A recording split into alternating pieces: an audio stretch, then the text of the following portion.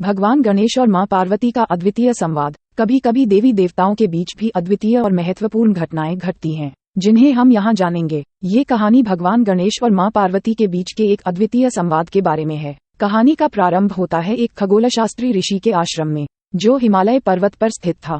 ऋषि के आश्रम में एक दिन एक अद्वितीय प्रकार की ऊंचाइयों तक बढ़ने वाली और आकर्षक झील का वर्णन करते समय वह अचानक विचलित हो जाते हैं। वह सोचते हैं कि क्या ये संभव है कि उसकी आंखों के सामने ये दृश्य बिना किसी आकर्षण के दिखाई दे रहा हो। ऋषि की आंखों में अंधकार हो जाता है और फिर एक महत्वपूर्ण विचार उनके दिमाग में आता है। ऋषि कहते हैं, यह आपराधिक है कि मैं अपने आश्रम के सुखद वातावरण को बिना किसी आकर्षण के बदलते हुए इस झील का वर्णन कर रहा हूँ। ऋषि के इस विचार को ध्यान में रखते हुए वे अपने आश्रम के बाहर निकलकर हिमालय के शिखर पर जाते हैं। वह तब तक जाते हैं जब तक कि वे जयध्वज के यहाँ पहुँचते हैं, जहाँ वह अपने अद्भुत दृश्य को देखते हैं। झील के किनारे खड़ी हुई ऋषि देखते हैं कि झील में जल की मौजूदगी और फूलों की सुगंध के साथ वहाँ एक सुंदर लड़का बैठा है, जिसका शरीर गणेश भगवान के आकार की तरह था। वह ध्यान में लिपटा हुआ था और अपनी वीणा बजाने में मग्न था। ऋषि के सामने वह लड़का आत्मा की एकता का प्रतीक था, और वे तुरंत ही जान जाते हैं कि यह लड़का कौन है। वह भगवान गणेश थे, मां पार्वती के पुत्र और भगवान शिव के परम भक्त।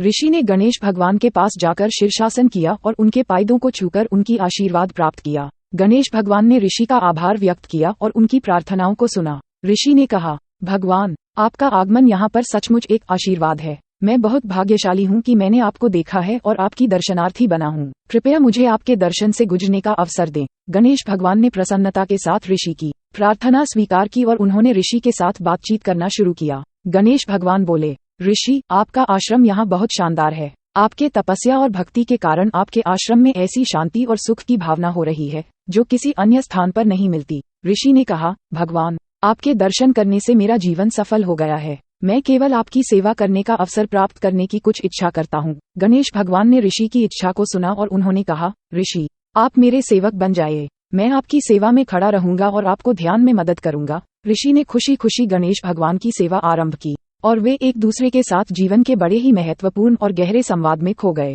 वे बात करते करते समय कई महीने बिता देते हैं और उनकी आत्मा की गहरी समझ और एकदृष्टि का विकास होता है। ऋषि अब और भी उद्गार करते हैं और गणेश भगवान से विशेष ज्ञान का अर्थ समझते हैं। एक दिन ऋषि बड़ी ध्यान से विचार करते हैं और फिर गणेश भगवान से एक सवाल पूछते हैं, भगवान, क्या आप मुझे अपने माता पिता शिव और पार्वती के बीच के रिश्ते के बारे में बता सकते हैं? वे कैसे एक दूसरे के साथ रहते हैं और उनकी दोस्ती की कहानी क्या है? गणेश भगवान मुस्कुराते हैं और बताते हैं, ऋषि, मां पार्वती और पिता शिव की दोस्ती का कहानी बहुत ही अद्वितीय है। फिर गणेश भगवान अपनी आवाज को और भी रमणीय बनाते हैं और ऋषि को वह कहानी सुनाते हैं।